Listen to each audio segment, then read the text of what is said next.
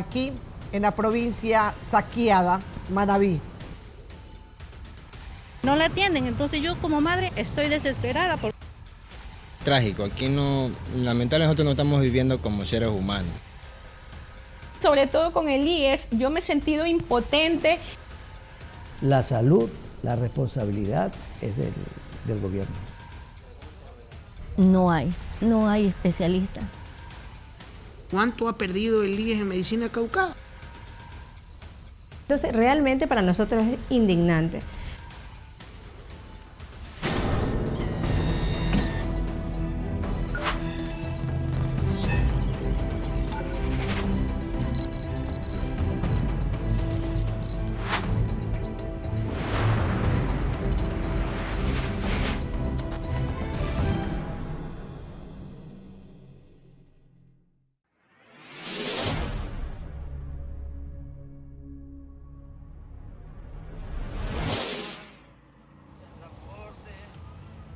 Pero no es porque lo han dejado abandonado.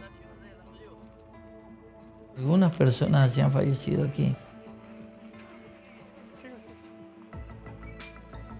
Por no haber habido un hospital aquí, me falleció mi mujer.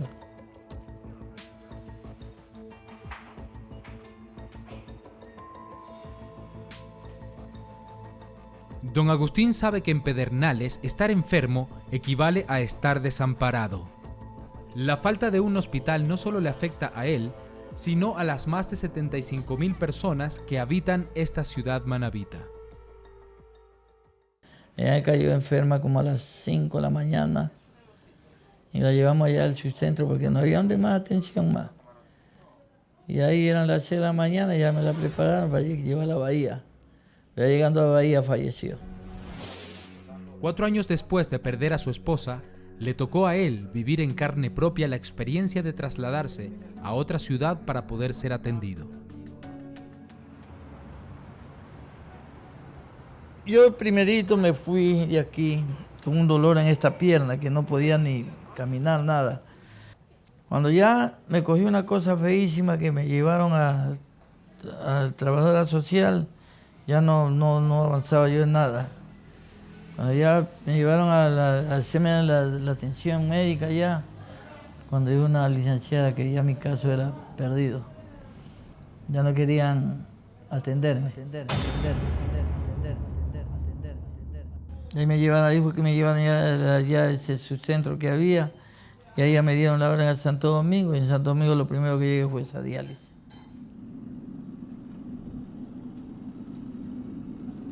A menos de una cuadra de su casa está el terreno vacío donde debería funcionar el Hospital Básico de Pedernales, una obra paralizada desde hace 2 décadas. El primer plan se presentó en 1999, pero no fue hasta el 2008 cuando se iniciaron los trabajos. Se invirtió 1.7 millones de dólares, pero la obra no se completó. Después del terremoto de 2016, la infraestructura quedó en ruinas. Un año después se anunció la construcción de una nueva casa de salud. Se adjudicó el contrato a la empresa Tipman S.A., pero el proceso se suspendió porque la empresa presentó garantías falsas. En febrero de 2020, la obra se entregó al consorcio Pedernales Manabí por un monto de 16.4 millones de dólares.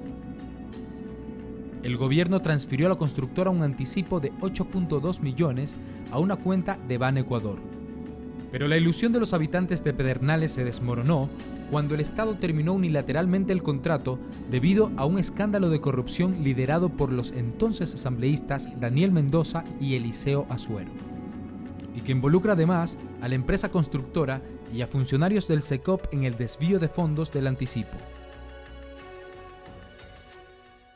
Esta declaración de que los dineros se encuentran a buen recaudo, tanto en Ban Ecuador una parte y en otra entidad bancaria la otra parte. Mendoza usó su influencia como asambleísta para obtener contratos en la provincia de Manabí, entre ellos el del Hospital de Pedernales.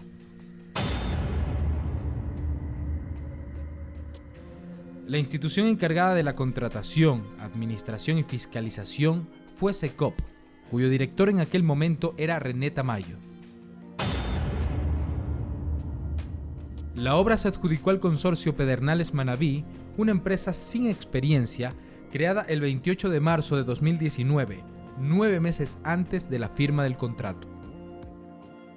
Esta trama quedó al descubierto en mayo de 2020, cuando Jean Benavides, ex asesor de Mendoza, fue detenido con 1.6 millones en efectivo. Todos los mencionados reconocieron el delito. Daniel Mendoza, Jean Benavides y René Tamayo fueron sentenciados a 4 años de cárcel. Mientras tanto, el representante del consorcio Pedernales Manabí, José Vélez, a 2 años y 10 meses. Además, el juez dispuso el pago de $8 millones como reparación al Estado. Mientras tanto, el ex asambleísta Eliseo Azuero, quien está prófugo, fue llamado a juicio. Me encuentro en mi domicilio, confío en la justicia y confío sobre todo en mi inocencia.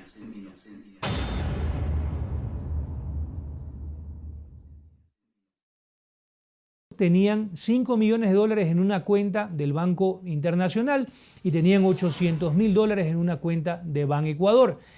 El resto del dinero fue el que se decomisó por parte de la Fiscalía y que obviamente es parte de un proceso judicial. Este dinero que quedó en cuentas de la compañía, nosotros reclamamos su reembolso a la cuenta única del Estado. Sin embargo, la jueza de Puerto Viejo determinó que como no se ha terminado el proceso judicial, este dinero pase a una cuenta de custodia de inmobiliaria. Significa que está en una cuenta de esta institución del Estado, pero la liquidez no se puede utilizar. Allá abajo. Mientras el escándalo de corrupción ocupaba los medios de comunicación, en Pedernales la gente no podía estar más indignada. Se sentían engañados y la necesidad del hospital continuaba latente. Se asignó al Cuerpo de Ingenieros del Ejército para que se haga cargo de la obra, pero esta vez, por falta de recursos, no se pudo ejecutar. Ahora la esperanza se centra en un crédito y una empresa china a la que se le entregó el proyecto. Hemos logrado ya resolver este problema. Conseguimos un saldo de financiamiento chino que ya tenía el gobierno. Hemos procedido, ya se encuentra adjudicada la compañía CAMC, que tiene experiencia en la construcción hospitalaria y que también ya había participado en el proceso público de este hospital. Como nosotros tuvimos que aplicar a un saldo de una línea de crédito china del China Development Bank, es compromiso tener que contratar una compañía de esa nacionalidad, una compañía china. Y dentro de las compañías chinas buscamos empresas que hayan tenido experiencia en la construcción de hospitales, como esta de aquí que se llama CAMC, que tiene suficiente experiencia y que ha entregado obras con actas de entrega definitivas, que eso es muy importante. El Hospital Básico de Pedernales contará con 30 camas. El costo es de $16.4 millones y el plazo para la construcción es de 1 año. Un año, 360 días. Ese es el contrato, 360 días, ya equipado y que debe entrar en funcionamiento en el año 2021, ¿no? Para noviembre del año 2021.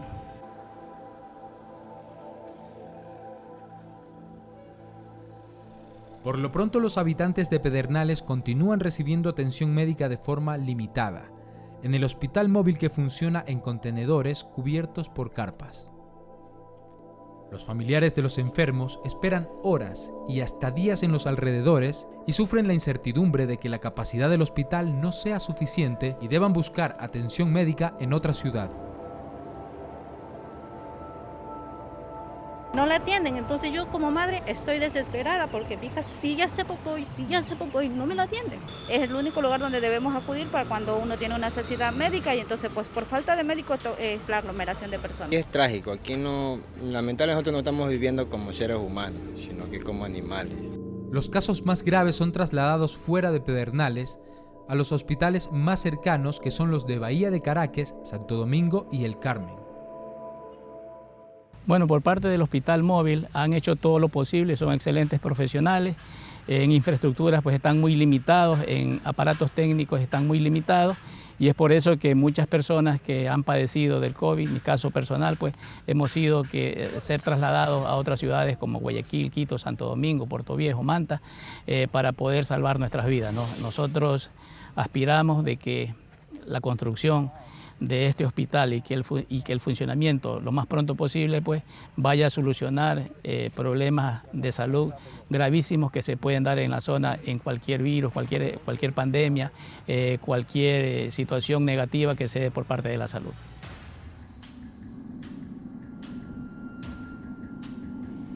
Pedernales porque lo han dejado abandonado, oiga, si no que Pedernales que fuera que hubiera, como dicen algunos periodistas, el mejor hospital de nuestro, digamos aquí, lo que es Manabí.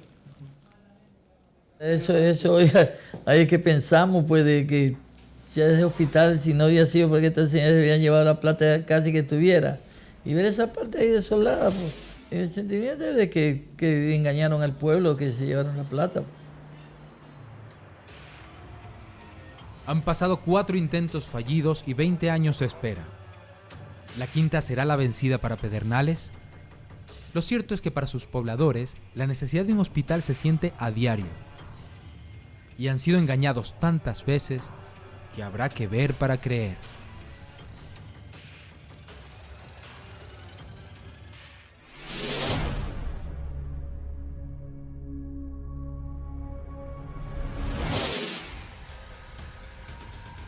Aquí, en la provincia saqueada, Manabí. No estoy de acuerdo que haya pasado 5 años y no tengamos un hospital. Necesitamos tener respuestas. Bueno, la construcción del hospital tuvo problemas desde el inicio. Nos llama mucho la atención que ese proyecto no esté judicializado.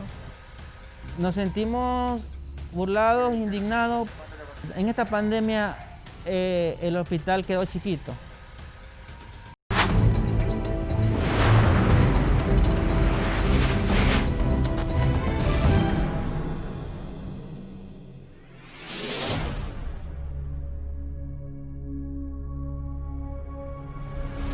Manta fue la ciudad más golpeada por el terremoto de 2016. Más de 200 personas perdieron la vida en ese trágico abril. Buena parte de su infraestructura fue afectada. El hospital de referencia Rafael Rodríguez Zambrano estuvo entre las edificaciones que sufrieron el impacto. Han pasado casi 5 años desde que la tierra tembló en Manta. Y así luce actualmente ese hospital. Algo que pasa factura a quienes no tienen más opciones que recibir atención pública de salud. No estoy de acuerdo que haya pasado 5 años y no tengamos un hospital como se debe. A Jenny Ceballos la atropelló un carro hace 2 años. Ella tiene mucho que contar sobre las necesidades en esta ciudad. Y mi accidente fue un día jueves. Viernes, sábado, domingo, el día lunes recién llega el especialista y ahí recién me dicen lo que yo tengo en sí y lo que me iba a diagnosticar el doctor. Mientras tanto estaba internada en el hospital, pero sin saber a ciencia cierta qué era lo que tenía. Sabía que estaba con fracturas, pero más nada. Luego del terremoto, el gobierno contrató una consultoría para establecer las condiciones del hospital, lo que determinó la necesidad de colocar disipadores, unos dispositivos que amortiguan el impacto en caso de sismos. Pero el presupuesto de las adecuaciones pasó de un momento a otro de 4 millones a 27 millones de dólares. Como lo escucha, casi 7 veces más costoso. Fue en 2019 cuando el Servicio de Contratación de Obras, el SECOP, adjudicó la remodelación del hospital luego de realizar, según se dijo, los estudios y diseños respectivos. Lucía Fernández es presidenta del Comité Cívico de Manta. Ella dice tener claro lo que ha pasado no solo en su ciudad, sino en su provincia. Aquí, en la provincia saqueada, Manabí. Y cuenta cómo actuó la institución que dirige ante las anomalías que se presentaron. Pasó el terremoto y lo primero que hicieron fue ponerle sello rojo a ese hospital. Por sus 40 años que ya tenía de uso y por todo lo que había sufrido. Pero, oh sorpresa, presentan un proyecto de repotencialización. El término mismo lo determina que si el hospital tenía 230 camas, a repotencializarlo tendría que tener 300 camas o por lo menos 250 camas. Oh, sorpresa, solamente llegaban a 180 camas. Nosotros como comunidad, o sea, en nuestra ciudad, necesitamos tener respuestas. Hasta el día de hoy no sabemos absolutamente nada. Una veeduría ciudadana y técnicos de la Universidad Laica Eloy Alfaro de Manabí analizaron el contrato y detectaron sobreprecios de hasta 300%. Por ejemplo, se dispuso la compra de un generador eléctrico por $273,000, cuando ese equipo costaba solo $107,000. Un transformador de $18,000 aparece en $23,000. Además, transformadores de alta potencia que no eran necesarios según el estudio.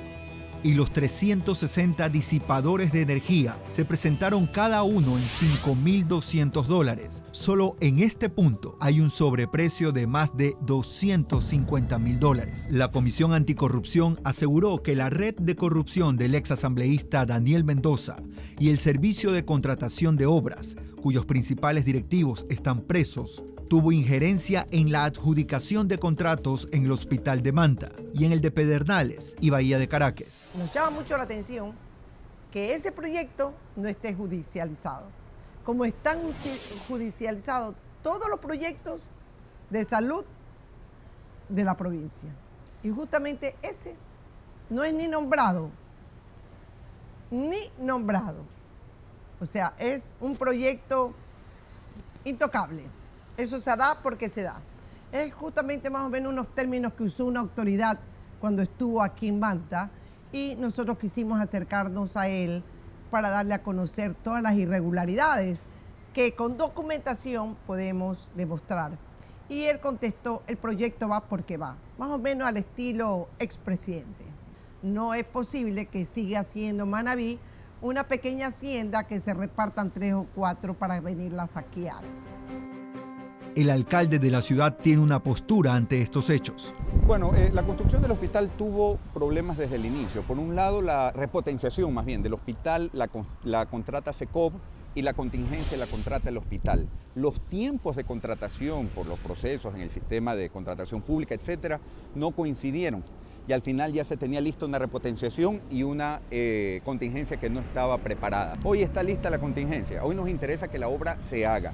Si existen indicios de corrupción o si existen hechos de corrupción comprobada, deben estar en manos de las entidades de control, Fiscalía, Contraloría, Consejos de Participación Ciudadana, a quien corresponda. A nosotros como mantenses lo que nos interesa es que se haga la obra rápida y bien hecha. Habla también de los paliativos aplicados ante la falta de un hospital de primer nivel. El municipio ha movido un contingente importante, coordinado con el Ministerio de Salud Pública, con la misma prefectura, con la finalidad de tratar de cubrir en lo que significa medicina primaria en los diferentes sectores de la ciudad la necesidad que se presenta en los barrios. Hoy estamos en un proceso de repotenciación del hospital, existe una contingencia en la que se está laborando, hemos puesto todo lo que sea necesario a disposición de esta infraestructura. Sin embargo, pues hay que reconocer que la misma capacidad está hoy deficiente para las necesidades, más aún con una pandemia que ha puesto de rodillas todos los sistemas médicos del país. Un hospital provisional sirve ahora a los pacientes a un costo aproximado de $4 millones. Se levantó tras un acuerdo con la Cruz Roja, pero no cumple con todo lo que se ofreció. En el proyecto dice 22 módulos. Yo creo que hay unos 10 o 12 módulos, no los he contado realmente. Módulos que están destinados justamente a su construcción para dar servicio de salud o de educación, o sea, son escuelitas. Por ende, no cumplían los requisitos para instalación de equipos de salud. Nos quejamos también por eso. Pese a esto, las acciones no son suficientes en medio de una pandemia inclemente. De eso puede hablar Marcos Segovia, quien estuvo al borde de la muerte a causa del coronavirus. Me fui como a las 10 de la mañana. La ambulancia estaba en Puerto Viejo, llegó como a la 1 de la tarde. Al momento de llevarme la ambulancia al Hospital Rodríguez Zambrano, yo iba desmayado y ahogándome. Faltaban camas porque llegaron demasiados pacientes y el oxígeno llegaba en botella y las botellas faltaron. He aquí un amigo, compañero de trabajo, un pana que no fuiste, dice, y solo le pido a Dios que nos tenga en su santa gloria. Te recordaremos siempre, descanses en paz. Él me llamó, me dijo, hermano, me siento mal, me ahogo. Yo le digo, hermano, ándate al seguro, al hospital. Yo ahorita llamé al número, me mandaron al hospital de la Florida. Y en ese momento yo me ahogaba. ¿Esa fue la última conversación que usted tuvo con él? Nos sentimos burlados, indignados, porque carecemos de medicina, carecemos de cama hospitalaria. Nos merecemos un hospital de buen nivel, más que todo las camas que haya. En esta pandemia el hospital quedó chiquito. Y mientras estas historias se multiplican, muchos solo esperan respuestas. Bueno, lo único que esperamos nosotros es que por lo menos hagan un buen trabajo para que el pueblo tenga un buen servicio de salud. Es lo único que esperamos. Que con el dinero que se les ha entregado hagan un excelente trabajo, amplíen las áreas, modifiquen todo lo que es en su momento el servicio que ellos querían hacer y integren nuevos equipos de tecnología de punta para que se pueda dar un buen servicio. Por ejemplo, tenían lo que son rayos X y todo en tercer piso, cuando los médicos determinaban que eso tenía que ir en la primera planta. ¿Cuándo estará listo el hospital? ¿Se mejorará la situación para los casi 300.000 mantenses? El informante buscó la versión del Ministerio de Salud, pero hasta ahora no recibimos respuesta. Pero desgraciadamente vivimos en un mundo en el que los políticos no hacen nada por nosotros los humanos.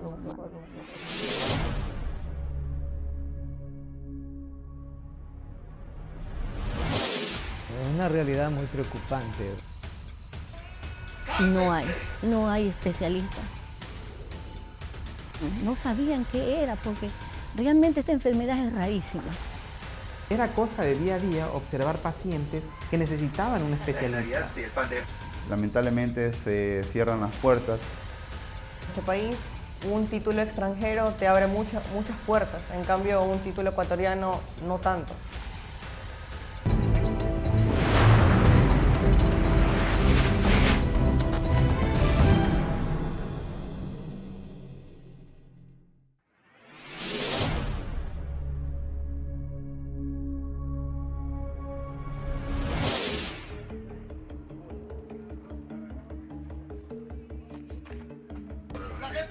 Se queda viendo el fondo.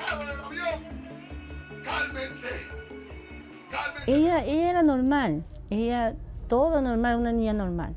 Ya a los 7 años empezó a caer, se caía y ella no se detenía, sino que caía por los suelos nomás. Después en el 2013 ella llegó a 5º grado de básica y de ahí ya se le dañó la retentiva. Ya la profesora me mandó que la viera al psicólogo porque era engreída. Y yo le dije, no es engreída, la llevaron del psicólogo, le pusieron el 33% intelectual. Discapacidad. De discapacidad intelectual. Ella era bien cachetona. Hasta que encontraron el diagnóstico que de la enfermedad, tuvo 19 ingresos, 6 en el Roberto Gilbert y 3 en el del niño. Si alguien sabe lo que es padecer por la falta de especialistas médicos, es Nori Morán. Su hija Perla fue diagnosticada con un trastorno del sistema nervioso central, el síndrome mitocondrial, que afecta a las células y provoca retrasos en el desarrollo, además de debilidad muscular. No sabían qué era, porque realmente esta enfermedad es rarísima. A mí me han dicho médicos, es primer caso aquí en Ecuador. Y yo les pido que me ayuden, porque si se supone que es primer caso, debiesen estudiar más sobre este caso, para cuando, que Dios no lo permita, venga otra criatura, no les cause el mismo problema que yo he tenido, porque ahí me la mandaban con el psicólogo, con la psiquiatra, que era loca. A mí me lo dijeron. La psiquiatra me dice, su hija no tiene nada, me dijo. No tiene nada, ella quiere estar aquí.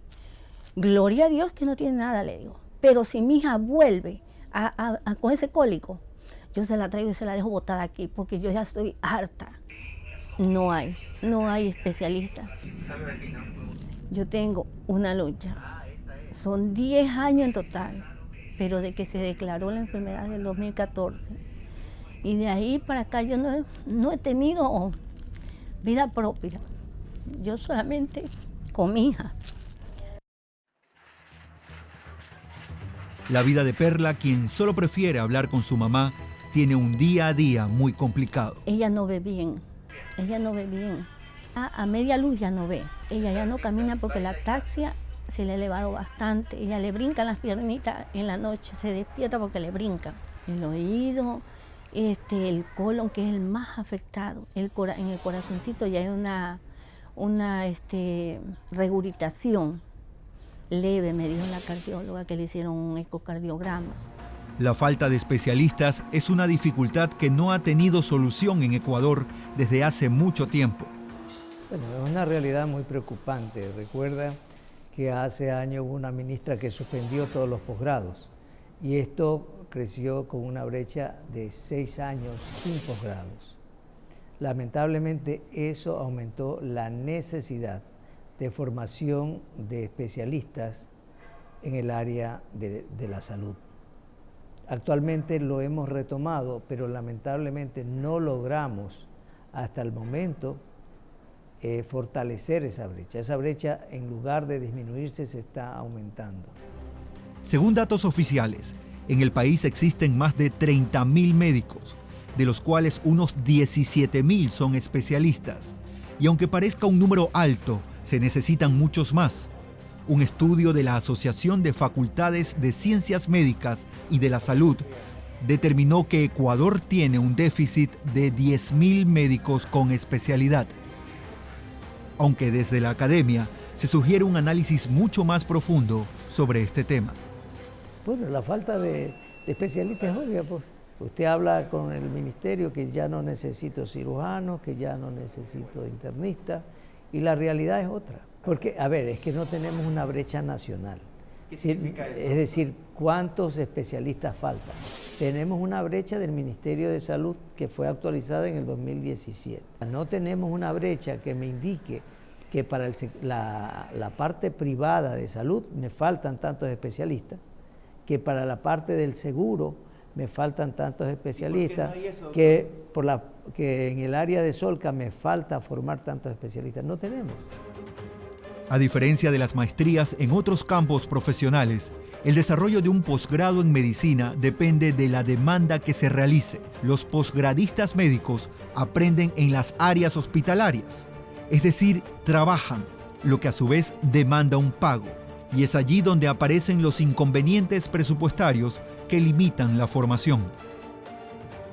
Pero si en la ciudad hay inconvenientes graves, en el sector rural el asunto se complica más. Actualmente cabe destacar de que el médico rural es un médico general y muchas veces se nos solicita también dar atención a pacientes que son 100% de especialidades y muchos de estos pacientes no tienen muchas veces la situación económica para poder ir desde su lugar de vivienda hacia estos sitios, hacia estas cabeceras cantonales. Tenemos 4 especialidades que son las básicas en todo hospital: pediatría, ginecología, cirugía y medicina interna. Pero ¿qué pasa cuando tenemos algún paciente que necesita un gastroenterólogo? ¿Qué pasa cuando necesitamos un cirujano pediátrico? ¿Qué pasa cuando necesitamos un traumatólogo? Son especialidades que cabe destacar, la gente lo vive. Y las historias de angustia se multiplican. Yo en lo personal estuve viviendo en lo que es la ciudad de Macará, porque mi año de salud rural, por su situación de sorteo, fue ahí. Entonces, era cosa de día a día observar pacientes que necesitaban un especialista. Es muy escaso lo que son neurólogos, muy escaso lo que son traumatólogos. Y para poder tener esta clase de atención, tenían que viajar horas hacia no el hospital básico, sino hacia un hospital de tercer nivel. Y muchos de ellos ni siquiera tenían transporte propio para decir, está bien, yo voy. Tenían que alquilar transporte. A mí en lo personal me tocó en algún momento transportar desde el hospital básico de Macará hacia el hospital Isidro Ayora en Loja. Estamos hablando de varias horas de viaje con un neonato, una persona recién nacida. ¿Se imaginan lo que es para un bebé que recién acaba de nacer estar en una ambulancia y tener toda esta odisea hasta el hospital? Las falencias en el sistema de formación desalientan a las nuevas generaciones de médicos. ¿Qué no me gustaría a mí poder triunfar y todo lo que he aprendido como profesional implementarlo en mi país? Lamentablemente se cierran las puertas, no hay noticias tampoco de que se vaya a ir posgrado. Muchos miran su futuro lejos de Ecuador. Y como medida ante esta situación, yo he optado también por tratar de irme al país, puesto que un país, por ejemplo, como Italia, me ofrece a mí un posgrado de calidad con una de las mejores universidades del mundo, me ofrece una paga segura y posiblemente una visa para quedarme en el país a vivir. Hemos decidido como que trabajar el año rural y después, en el transcurso de este año, ir sacando los papeles para irnos a Chile. Porque la verdad, un posgrado aquí es demasiado difícil y es caro también. Y por lo general aquí no te pagan. En cambio, en Chile sí te pagan. En este país, un título extranjero te abre muchas puertas. En cambio, un título ecuatoriano no tanto. Las autoridades de salud no responden aún a nuestro pedido de información sobre este tema. Mientras, desde la academia se reflexiona sobre la necesidad de mirar al núcleo del panorama sanitario en el país. La salud, la responsabilidad es del gobierno. Un país que hace hospitales significa que su salud está en mal camino. Ya, lo que tenemos que hacer es la base, la medicina preventiva. Aumentar, por ejemplo, los posgrados en medicina preventiva, en medicina de la base 1, porque la prevención es que lleva a que un país tenga mejor calidad de salud.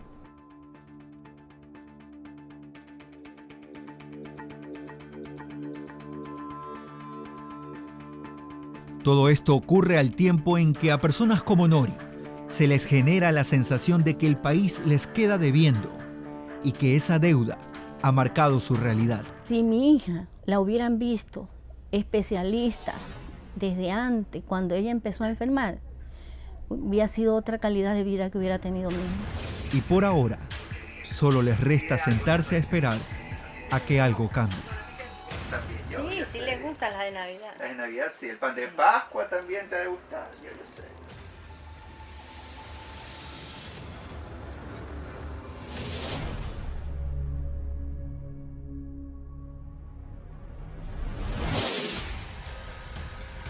Existe una mala planificación en la compra de medicamentos. Sobre todo con el IES, yo me he sentido impotente. Falta de medicina, hay compañeros que murieron, que se quedaron en el camino. ¿Cuánto ha perdido el IES en medicina Cauca? Piscinas de rehabilitación con medicamentos, parqueaderos llenos de medicamentos. Entonces, realmente para nosotros es indignante. ¿En qué país vivimos?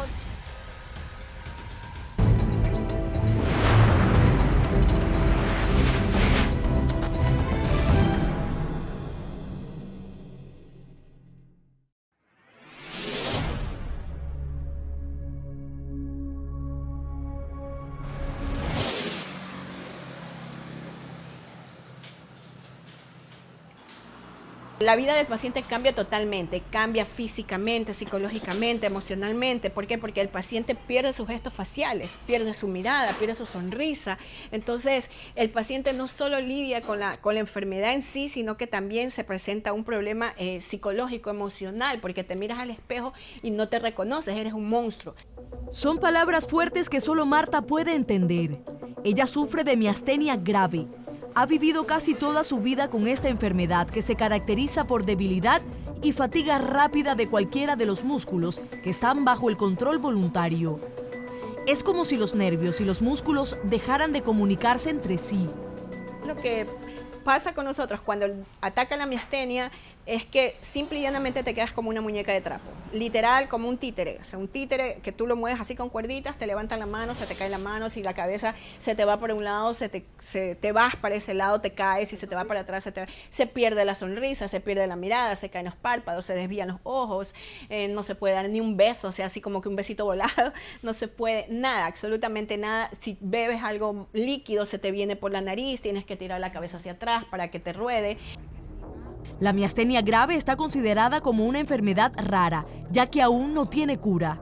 Sin embargo, existen medicamentos que, al tomarlos, les permite a los pacientes tener periodos prolongados sin ningún tipo de síntomas. Pero ahí está el problema. Ese medicamento no se encuentra con facilidad en el país. Apenas 2 o 3 hospitales del Ministerio de Salud Pública pueden, de vez en cuando, proveerlo a sus pacientes y cuando llega, escasea. No lo reciben todos.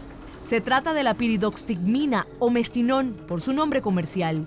Un medicamento que está, de hecho, en el Cuadro Nacional de Medicamentos Básicos y cuyo uso exclusivo es para pacientes con miastenia grave.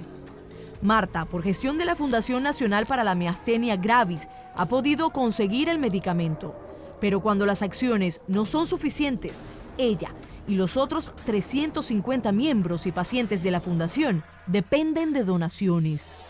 Hay que pedirlo, o sea, prácticamente en cada hospital, porque no tenemos una ley que nos ampare y que nos diga, sí, a los pacientes con miastenia gravis hay que darles el mestinón o hay que darles su bromuro de piridoxicmina todos los hospitales constantemente, todos los meses para su tratamiento. Entonces lo hemos logrado a base de esfuerzos del paciente. Incluso hemos perdido pacientes en la lucha por falta de medicina. Hay compañeros que murieron, que se quedaron en el camino precisamente por no tener mestinón. Y ese es el problema por el cual un paciente con miastenia gravis muere, es por la falta de medicina. La medicina es cara. Un paciente de miastenia grave en promedio necesita tomar 6 pastillas de mestinón al día. Cada tableta cuesta hasta $3. Haciendo un cálculo básico, si el paciente no recibe la medicina de forma gratuita mediante el sistema de salud pública, debe gastar al mes algo más de $500. Más que sobre todo con el IES, yo me he sentido impotente, me he sentido frustrada, me he llenado de rabia, porque nosotros hemos dialogado con diferentes directores, porque ese es otro tema. Si cambia de director, el trabajo empieza de cero, ¿no? Cuando ya un plan, si un director lo tiene activo, ¿no? El siguiente que viene debería darle solo seguimiento. En cambio, nosotros nos ha tocado, o sea, cambia el director y empieza de cero nuevamente el trámite. Silvana Vallejo es la directora nacional del Servicio de Contratación Pública CERCOP. Reconoce que hay un desbalance en lo que debería aportar el sistema de salud pública a los ciudadanos y viceversa. El Ecuador tiene, en comparación con otros países, un alto costo tanto de inversión pública en salud cuanto en gasto del bolsillo del ciudadano. ¿Por qué esto es un problema? Porque se supone que cuando invierte el Estado, el gasto de bolsillo del ciudadano debe ser casi nulo. O viceversa, si el gasto del bolsillo del ciudadano es alto, la inversión pública debe bajar, porque se supone que el ciudadano está reemplazando este tipo de gasto. ¿Cuáles son los porcentajes en el Ecuador? Tenemos casi 50-50%, ¿no? Comparado con otros países, esto es inaudito. Otro de los indicadores importantes dentro de la problemática es que el paciente no recibe su tratamiento completo. ¿Por qué se da esto? ¿Por qué? Porque va a la farmacia, reclama su medicamento con la receta que le da y recibe parcialmente su tratamiento. Por su parte, Jorge Guatet, presidente del directorio del IES, afirma que el problema de desabastecimiento de medicamentos, sobre todo en los 101 hospitales del Instituto Ecuatoriano de Seguridad Social, se debe a varios factores administrativos. Tú tienes 101 hospitales. Cada hospital tiene que hacer su compra de forma independiente. Las planificaciones muchas veces no son adecuadas. A veces los concursos no se logran cerrar. Manejar los concursos adecuadamente toman su tiempo. Y obviamente en una planificación no adecuada, genera a veces escasez. También hay problemas de mercado que se presentan, en los cuales sales a comprar y te quieren vender a precios por encima de los valores de mercado. Y eso no le permite al IES poder comprar de una forma fácil. Hay que buscar siempre el precio que sea el adecuado. La situación es complicada. Escuchar a pacientes, ciudadanos y familiares quejarse y con justa razón de la falta de medicamentos es algo que debe mantener en alto las alertas. Y solamente para que me den paracetamol he tenido que armar un escándalo. Y no me dieron más nada porque el médico no tiene más nada que recetar. No son los médicos, son estos administradores ladrones, porque eso es lo que son. Ladrones, solo paracetamol. Y ahí está otra señora que fue operada, que le sacaron su útero, la mandaron a buscar medicina a media de noche porque el seguro no tiene medicinas. Discúlpeme, ¿en qué país vivimos? Pero a la falta de medicinas se le suma un problema que indigna a pacientes y afiliados. La gente quiere saber cuánto ha perdido el IES en medicina caducada desde el 2016 hasta la fecha. Son 5.7 millones de dólares. Las bodegas lo evidencian. En el Hospital Andrade Marín, en Quito, las pérdidas por medicamentos caducados ascienden el $1.000.000. El almacenamiento de las medicinas era precario y en espacios inadecuados y poco acondicionados para el manejo de los medicamentos. Se dejaron caducar sin pasar por procesos de canje, medicamentos como paracetamol o tratamientos para pacientes con enfermedades como VIH y cáncer. Vallejo se muestra categórica respecto al porqué de la grave situación por parte de las administraciones del sistema de salud. Existe una mala planificación en la compra de medicamentos. Se compra todos los días, 700 unidades de salud, compran. ¿Por qué? Porque responden a un manejo en donde, por ejemplo, el Ministerio de Finanzas asigna, como a todas las entidades, un presupuesto determinado. Al tener el presupuesto, lo que hacen las entidades es comprar y comprar. Por lo tanto, no hay planificación en función de lo que se va a necesitar. Otro de los problemas importantes es la caducidad de los medicamentos. Se tiene almacenado, no se tiene un control, que ese es otro de los elementos, no hay una gerencia efectiva del manejo de las bodegas, entonces se tiene abarrotados lugares como piscinas de rehabilitación con medicamentos, parqueaderos llenos de medicamentos. Hemos encontrado que los medicamentos están en baños o en lugares no adecuados, sin roto, por ejemplo, o junto a alimentos, provocando una contaminación cruzada. Según la data manejada por el CERCOP, de acuerdo a la subasta corporativa de medicamentos, la caducidad de los mismos está entre el 20 y el 40%. Se han sobreestoqueado de tal forma que el hospital no pudo gastarlo en el tiempo medio de vida, de utilidad de este insumo, de este fármaco ahora, y han provocado la caducidad, ocasionando el desabastecimiento, pérdida económica y el no poder cumplir con el afiliado. Pero esta situación no es nueva. En los hospitales del IES se vienen presentando irregularidades en cuanto al almacenamiento de medicamentos desde hace años. De hecho, según el examen especial emitido por la Contraloría General del Estado, por el periodo comprendido entre el 1 de enero de 2013 y el 31 de diciembre de 2018, se encontró que en 16 unidades médicas del IES no se realizaron los trámites de canje de medicamentos, insumos y dispositivos médicos, lo que provocó pérdidas por $14.5 millones. En otras 10 unidades no se realizaron constataciones físicas, lo que ocasionó que medicamentos, insumos y dispositivos médicos valorados en $5 millones no se encontraran a disposición de usuarios del hospital. Entre los hallazgos se encontró que no se realizaron estudios que sustentaran las cantidades requeridas de medicamentos, lo que ocasionó que más de 300.000 unidades valoradas en $318.000 no se utilizaran. 2020 y sigue lloviendo sobre mojado. Dora García padece de insuficiencia renal y fue trasplantada hace 12 años. Además, es parte del directorio de la Alianza Nacional de Salud que se conformó en el mes de junio y que agrupa a más de 30 organizaciones de pacientes con enfermedades raras, catastróficas, trasplantados y discapacidad. Comparte la indignación de miles de pacientes y aportantes de la Red Pública Integral de Salud. Hablamos de que sí hay presupuesto para hacer compras grandes y que de repente las boten a la basura porque caducó, pero sin embargo no hay presupuesto para hacer compras para las personas que estamos ahí. O sea, y estoy hablando precisamente de la medicina para pacientes con enfermedades raras y catastróficas, pero entendamos también que los pacientes con enfermedades raras y catastróficas que tienen una medicina especial para usted también es un paciente hipertenso, diabético, o sea, hay otras medicinas además. Entonces, a veces no hay, y en esta época de pandemia no había medicina para la hipertensión, no había medicina para la diabetes, o sea, medicina que no tienen altos costos, ¿ya? Y sin embargo, hay millones botados a la basura. Entonces, realmente para nosotros es indignante.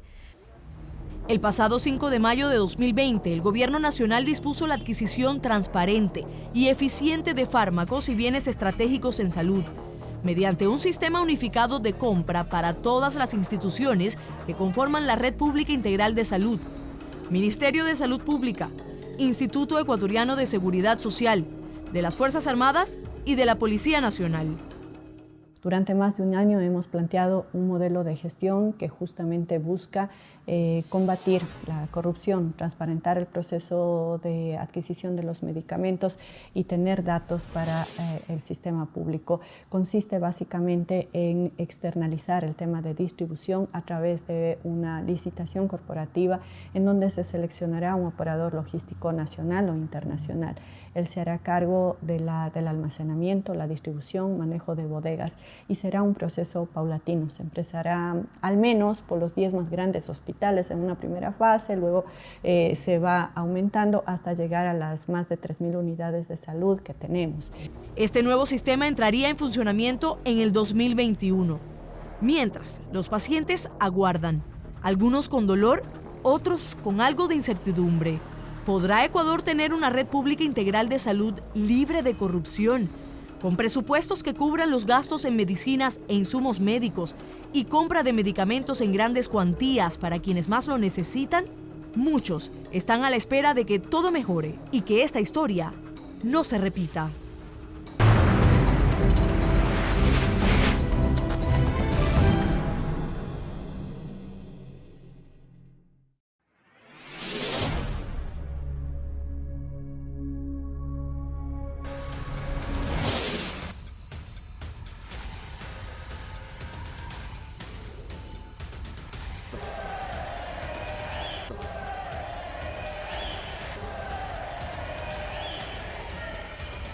Teníamos mucho respeto por la institucionalidad, sin estar pensando en el egoísmo personal de quién o quienes ejercen el poder. ¿Qué culpa tengo yo que tu familia sea vaga? Que estamos de acuerdo en ocultar, en tapar o ser cómplices o encubridores de corruptos. Se haya insertado al país en este marasma de odio y de corrupción en el que nos encontramos. Ahora, más que nunca, que estamos expuestos. Pero me preocupa que Normita les vaya a diezmar. El aporte de mi cuota subió a $600, $700 más o menos. Me dijo, eso no es tu problema, la señora Vallejo. No solo por el bien personal, eso es ser revolucionario. Está claro que los partidos políticos están interesados por ellos mismos, pero no por el país. Si por eso hay que dejar mi cargo de presidente de la Asamblea, por luchar contra la corrupción. Yo creo que a nadie de los que estamos aquí les gustaría ser medidos como una vara tan, pero tan cuestionable, por decirlo menos. Esto no es lo que el Ecuador necesita.